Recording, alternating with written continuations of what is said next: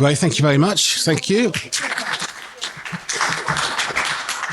Okay, I'm going to start off an apology because I've got a ton of slides. So if you're sort of triggered by kind of fast-moving images, you'll get a copy of the slides anyway, or if you want a personal copy, just connect with me on LinkedIn at the end and we'll do. I'm going to speak probably for about 35 minutes and then we'll take some questions. I do not mind how challenging the questions are. What we're trying to do at my organisation at the moment is quite radical for the sector and for the organisation, and it is not without its difficulties. So I'm telling you lots of positive stories here, I think, but there's also a kind of a challenging side to it as well in terms of where we are. So speaker feedback. Sorry, it's a clipped image. I didn't get it, so I just had to take a clip if you want to give some feedback. I'm Paul Taylor. I'm innovation coach at Bromford. It's now Bromford flagship because we've gone through a merger. I'll explain that in a little while in terms of context, in terms of what we are. I've worked at the organisation. I've worked in housing virtually all my career, so 27 years really in housing. And my job effectively, I'm not a pure Agile person. I work alongside a number of colleagues who are very skilled in Agile methodologies and techniques. I'm more of a kind of, I'm an innovation coach. I'm a facilitator, essentially. So I work with different methodologies. My job in the organisation, we moved to the role about 12 years ago, which was to how do we apply innovative practices within the organisation. And my job really is to try and start building things and start testing things out and prototyping rather than just talking about them and constantly going for approvals throughout the organisation. So Bromford Flagship is a non-profit housing association. I'm not going to go into loads of detail about that, but the housing association movement started in the 1960s, particularly provoked by a film, Cathy Come Home, by Ken Loach, which highlighted the growing housing crisis and homelessness problem in the country. A problem, as you will know, that exists to this day. Certainly if you live in Cornwall, you'll be very aware of the cost of housing, and housing causes a huge burden on people in terms of both their mental health, in terms of being able to afford and to keep a home, but also in terms of their physical health, in terms of we've got a lot of ageing housing stock within this country that's no longer fit for purpose. So there is a housing crisis. We are non-profit, as I said, which means that any profits we do make goes directly back into the supply of new housing. We're a large organisation operating across central England, and we have got about 80,000 homes, serving a lot of customers, and we work in a big range of local authorities, and we're probably now, with the merger we've gone through, probably one of the biggest developers of new housing within the country. When there's a housing crisis, as I've said, there's a health crisis, so they're inextricably linked, which is why we've started looking beyond just our purpose as a housing provider and how we connect with other sectors, be it local authorities, be it health, be it with education. Because my belief, and I'll come to it at the end, is that we've got a number of sectors that are in crisis. And there's the money for them there's not been more money, essentially, so they're going to have to work radically differently, and that's where I think Agile practices come in. And I think we as a community can help government, local government, the public sector survive and thrive, and it needs to happen, essentially, and it needs to happen quite quickly. So back to my own organisation. We got a new strategy a couple of years ago, and there's couple of key bits in it.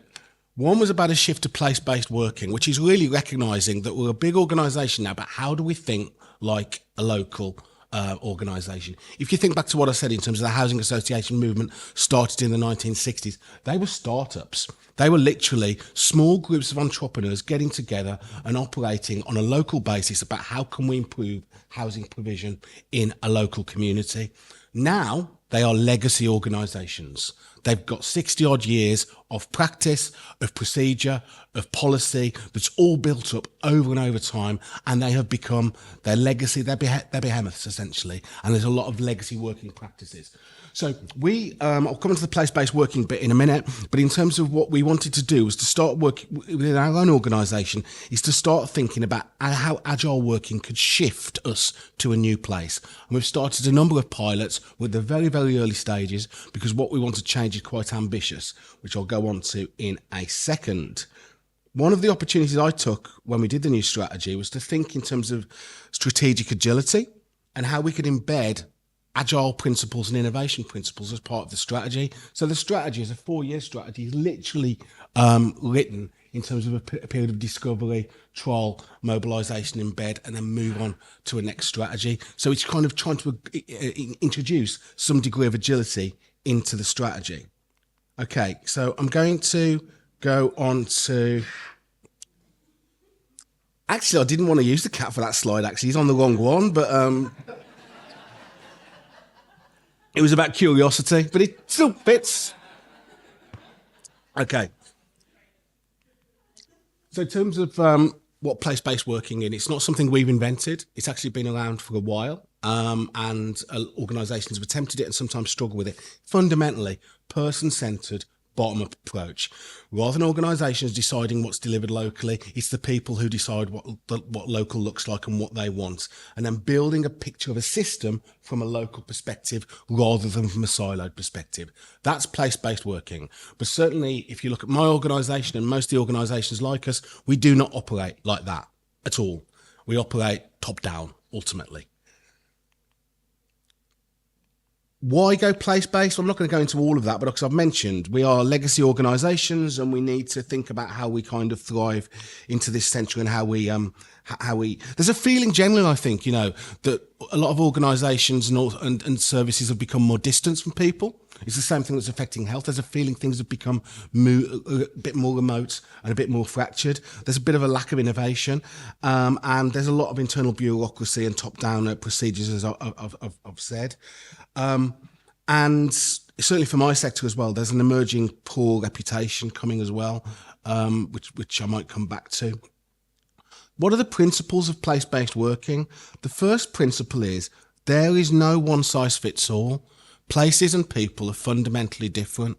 Therefore, the system should be designed to encourage that flexibility. Now, that's a major change to most organisations who operate in a one-size-fits-all way. They have services that are the same for each citizen, for all intents and purposes. That's principle one. Principle two is that, I've mentioned it already, it's bottom-up by default. So in our case, it's not just about us as a landlord, as a resident, it's thinking about the other stakeholders that are in place and how we work alongside them and how we build the picture from the point of view of the community. And principle three, and this is a really important one, and I'm always reminding my colleagues, is it is not about more money. It should be at, worst, really, it's about pooling resources, essentially, not more resources. So it should cost less, really, or at least get significantly better outcomes for the same money, because it's all about reducing duplication, as you know from your own work. So the vision ultimately is around, tailoring our approach to the unique needs of the communities I've mentioned. Starting point for us is about thinking about how we move colleagues from individual silos and directorates and how we operate them in a single team. So rather than serving the kind of the organisation structures, they serve the needs of the place. That's where we started. And obviously we wanted to think about how that would actually affect our investments. So it's about putting people first. It's about treating every place as unique. It's about trusting those closest to do the work and being guided by evidence, not hunches. So we decided to start small, first of all, but the first thing we needed to do was to decide, well, what are our places? Because what organisations will often do is not serve places. They'll divide things into a kind of an east or a west or a north or a south, or different sectors and things like that. Or they'll deliver things according to product lines rather than place lines. So that was the first thing we had to do. And we did a lot of thinking about how we actually would group things. But fundamentally, we did a lot of exercises in terms of using data science to kind of group our properties into places. But fundamentally, we have to sense check that in the real world. We have to take that out to communities and see if that equates with them, because you wouldn't think it's controversial to say that people live in places, but when you do start talking to some senior managers, you have to remind them, and they'll say things like, well, I don't think place is that important to people. You think, well, where do you live? So of course it matters to you about the place. It's fundamentally what people really care about, okay? So organisations need to reconnect with that kind of thinking, that actually place is central to absolutely everything. So yeah, we did that exercise and we identified initially 4 what we call test pilot locales, which are places that are very, very different. Okay, so for instance, the first one, which is where we started the first prototype, which is about 7 miles outside of Bristol. That one is one of our highest demand areas. Complaints, contact, antisocial behaviour, all of those things that might affect our housing association. A lot of repairs to be done. That was probably that. South Lichfield, the opposite of that, more affluent area, newer properties. Morton in Marsh, which is in the Cotswolds, which is just in the middle of nowhere, essentially. So, you know, if you haven't got a car living around there, there'll be a bus route once a week. So we try, and South Staffordshire, which is where I live, which is not actually a place in itself, it's a local authority where we've got a lot of dispersed properties. So we're looking at kind of forming different archetypes, essentially, so we can test out different things in different places and learn what works. All with a kind of agile framework in terms of learning, but looking for different features that we can test in different places. That one is the right image, okay?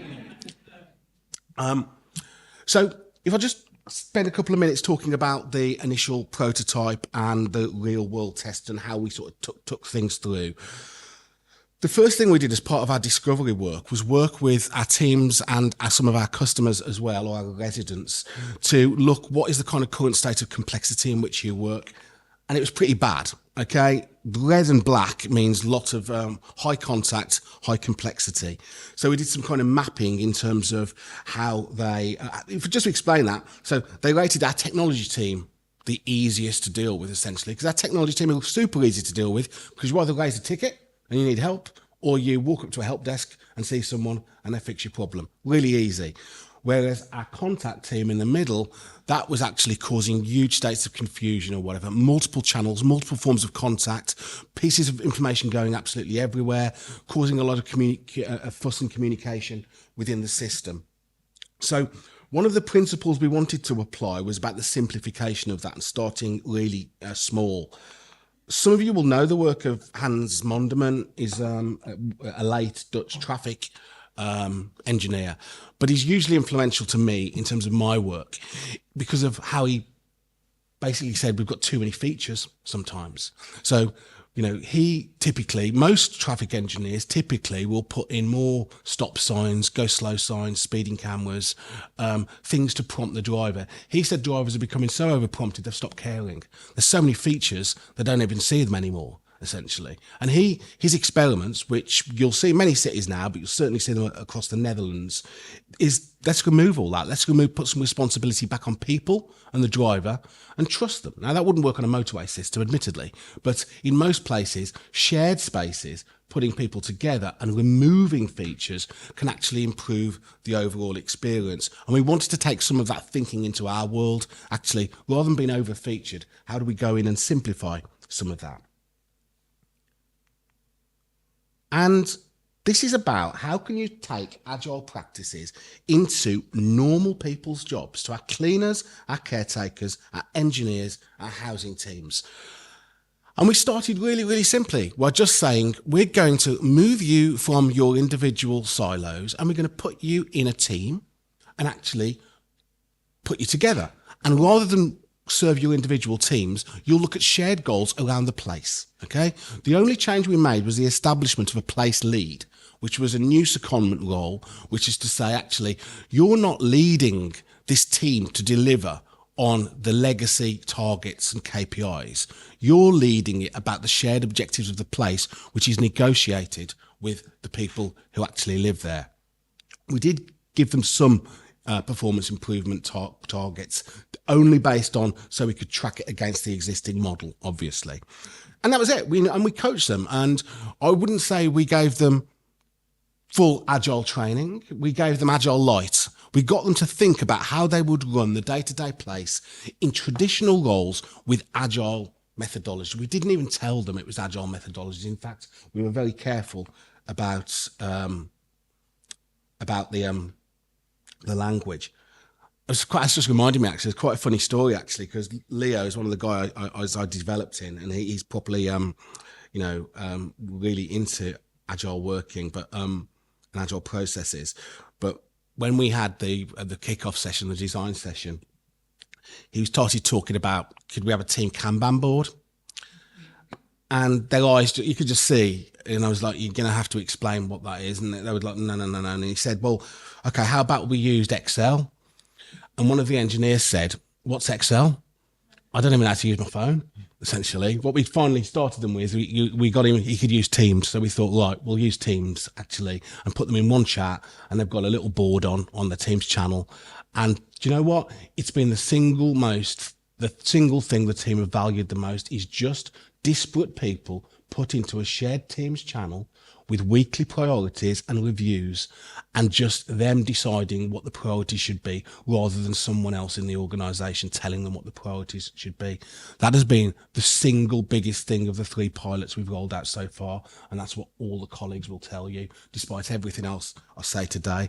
That's all we did, really. Cross-functional Agile team. This is the first prototype, bringing together the lead with various colleagues, and then establishing very clear practices, what we call the enabling teams. So named individuals who know they are the contact for that team. So this was about removing, email boxes that don't go to a single person, putting named individuals, making a rule that people on the right-hand side can't make a decision about the place without actually being in the place and discussing it with the place, making that kind of working an agreement with them. And I think that's been really, it's not, some of those teams, I would say, absolutely embraced it and absolutely love it. Others less so, and that's different across the organisation. But that's a work in progress. As I say, that's the first one we did. We've got 3 others and one just about to go live in the next couple of weeks. And yeah, you can see that there anyway. I won't go through it. You know what Agile practices are. It's Agile light, as I keep calling it. It's just getting them with the kind of getting them into the flow and the kind of the spirit of Agile rather than the deep techniques. And we've probably found that has worked better in than some of the product teams we've introduced, because we've really tried to do it around their terminology and their roles rather than introducing new terminology. That's been really important to us. Yeah, there's some core metrics that we this was more, we weren't going to get approval for any of this without the executive feeling there's a metric attached. So we picked just a few that we know are really important to the organisation. But this is what's interesting. So obviously we're a housing association. One of our biggest costs is obviously repairing homes. It's also the biggest source of customer dissatisfaction across the sector, okay, is about how housing associations deal with repairs. So this was taken about 6 months in, I think. It's year-end figures. So if we look at first time fix, which is, they come in and do a repair, that's gone up, significantly. The really significant one is the job attendance time. So the ability for the place engineer, because now, of course, and this is the interesting thing, they've got a named individual. Rather than a random engineer walking into your home, you've got, initially it was a choice of 3, essentially. So we'd know the team. And the team know they're always going to be working in that place. They're not driving off all over the shop to different places. They're staying in the place. They get to know the residents. One of the residents is actually, she's got an autistic son. And this is her own terminology. He freaks out when someone he doesn't know comes in the property. The fact he knows the team now around this particular area, that doesn't happen anymore. So we're starting to see kind of unintended consequences of the way of working. But the interesting thing for me is this team has gone from the worst performing repairs performance across the organisation to one of the best, with no extra resource, no kind of customer journey mapping or no expensive process reviews, essentially, just by adopting Agile light techniques, okay, and being given the belief and a little bit of autonomy that they can do things themselves. That is it. Everybody back where I work says, oh, this is amazing, but how sustainable is, it's the same colleagues. No one's new here. All we've done is reorientated them around a particular issue. Customer feedback doesn't flow quite as quickly, obviously, because on some of the pilots, there's probably some deep histories of distrust. Essentially, that's not going to change overnight, but we're starting to see some green shoots of that. I just cut and paste that because that came from Sky, a resident who emailed me. I'm going to read it, but it's truly a different place from when I first moved in. So we know we're going in the right direction. We know things are moving. Our modelling suggests there'll be areas that don't fall into a place. So South Staffordshire, where I live, where we've got very dispersed homes, we would need a different approach to what I just outlined. But we reckon there's about 35 places in the west of our geography that we'll need to do experiments and pilots with. So, and some of them form, if you used South Gloucestershire, for example, we've all identified that'll be 8 teams working with the local authority, which presents a lot of opportunities for co-working, because interestingly, our places match their priority neighbourhoods in terms of deprivation. So rather than us both doing things, why can't we do them together and bring other agencies with them and start thinking about Agile beyond a singular organisation and thinking about Agile across multiple organisations, which I'll come back to in my slightly fanciful vision for the future in a bit.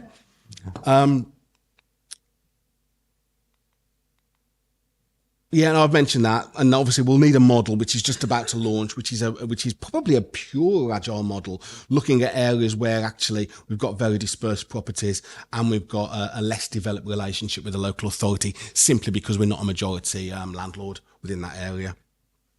I won't go over customer segmentation at this time, but I think I'll just mention that.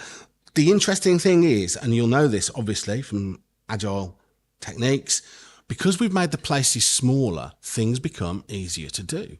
So rather than thinking about vast customer segmentation exercises across 80,000 homes, we're able to say, what does it look like over 750? What does the customer segmentation look like based upon feedback, based upon what they've told us?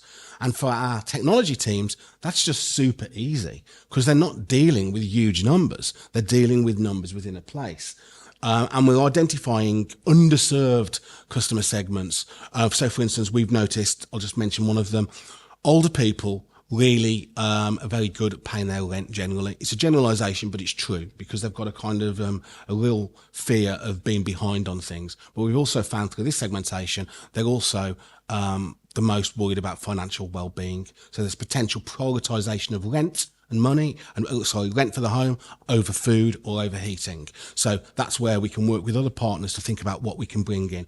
Trying to do that like that is just impossible. Trying to do it on that slice is actually really achievable to do. Right, I'm going to talk a little bit about some of the, quickly about the kind of the frameworks that we've used. As I say, most of the people who are working on this project are not technology people. They are just people, doing, normal jobs. So what we've tried to do is to create techniques that kind of work for them. But I'll just mention a couple of things that how we're kind of doing this. I've mentioned that we've got kind of the strategic hypothesis, which is the big stuff I just talked about, and then the place-based hypothesis, what works in the place, and then encouraging the team to do almost micro experiments. So just what could you do in this place that you couldn't do in this one? What works here but doesn't work here? And to start thinking like that. The overall governance of it, and I mentioned this, what we've had to do, and we have had difficulty with this, is taking the governance of this project outside the normal governance of the organisation, because what we found in the early days is that the legacy organisation is influencing too much what goes on within the emerging practice here. And I think that's a challenge for all of us when we're delivering something new, is about how do you make sure there's a connection between the old and the new, but the old doesn't, and the old is usually bigger and has got all that legacy stuff, but that infects the new practice and brings it down. And I've seen that on previous transformation projects that I've done, that they've become watered down over time because the lack of that governance that really separates them and keeps them apart, but learning from each other, but apart. Yeah, I've already mentioned that, so I will skip over that for the moment. And what we're trying to learn is, what are the things that are only work because they're place specific? What are the things that only work in the middle of the Cotswolds in this market town? What are the things that could be reused, the principles for the different archetypes? So if we've got 4 archetypes of place archetype B, for example, does that work everywhere, or is it just... So we're trying to make that distinction. And then we're looking at the things that actually, what are the things that are organisation wide? So what I just said to you about just bringing colleagues together in a team chat, okay, just doing that and taking them out of their organisational silos, that's an organisational wide thing. That's not dependent on place. We could do that anywhere, and we could do that quickly. And as I've just said, this is about building up information based upon those archetypes and then thinking what works in each place. and how that might be specific. So we've got those kind of models emerging very, very early days. And what we'll do from that, as I mentioned before, is then think about what are the features of each archetype that only work within that archetype, and what could we test elsewhere that could be redeployed elsewhere. So we're trying to do that and work the teams through that. Now, that is a massive cultural change to our organisation that has largely worked in a one-size-fits-all way. Singular policies, singular ways of doing things, and in fact, it's the regulator who encouraged a load of that stuff anyway by saying that everybody should be served equally. Well, our places aren't equal, okay? They're not.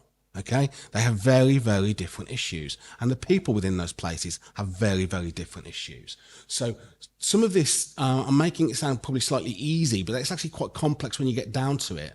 But I think if we start from the point of, let's give the principal the autonomy to the team and give them a sense, don't break the law, don't do anything illegal, don't do anything that's going to bring the organisation into disrepute. People largely will work within that. I've mentioned that one. The next step at the most we're going through at the moment is about how we go through the waves of the scaling of that, essentially, and where we'd go next. Now, there has been huge appetite to scale this and make it much, much bigger than it is at the moment.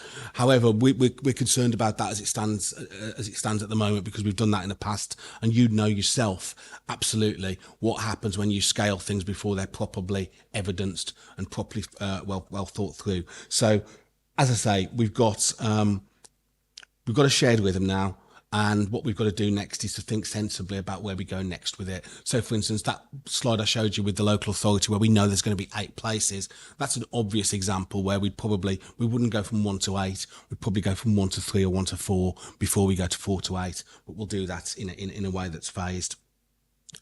And in terms of supporting people, this has been a really interesting way of working for us, because you would absolutely see it as kind of an agile team, essentially. You would see, the place lead essentially is a scrum master of the place. We just don't call them that, essentially. In fact, I don't think we should even call them lead, because I think even saying people lead things is problematic when it comes to place-based working. But we support colleagues with a knowledge hub. We're doing a lot of work in terms of people capability, communities of practice. We've got to get a lot better on the data and insight toolkit and dashboards to show what people are doing and sharing that and making it a bit more visible. But we've got a lot of work around support structures. So probably, we're talking about this stuff on a daily basis, essentially. And we've got colleagues like myself who are sort of 100% committed to it. And there's some people who are, they'll dip in and out. So we've got a mix. But the main thing is, as I said before, we've got a separate governance, and people know when they're working on place, they know that they're working on something new. And the other thing, is about us recognising where this doesn't work. And, we've given the teams the ability to fail, and that's okay. And to be honest, where it doesn't working, and it could be areas where ultimately we have to think about working with a different, maybe even passing our homes to another housing association if we're not the best people to do it. And thinking about where the place model doesn't work, and we think about a much more kind of, a much more light touch support. But there might not be that forever, so we probably mark them as places where it doesn't work, but then come back and at least review them at least once on an annual basis. These are our principles for experiments, essentially. So we've got a very... There's nothing here that would surprise you, really, but this is what we've given to frontline colleagues to do, essentially, to understand. So, trying to get into the understanding. I say a caretaker because roles like caretakers and cleaners is totally overlooked, because no one knows the residents more than people like that, but they're the least engaged in terms of organisational redesign, but they know the most, because first of all, they're physically there. They see them, they talk to them, they know who smokes and who doesn't smoke, because who goes by the shelters and everything, and they talk real language to real people, and they've got so much knowledge. So we've tried to think about, well, how would they think about doing an experiment about their work? What would that look like to them, and how would we support them to do it? So we don't make people do this I've got here.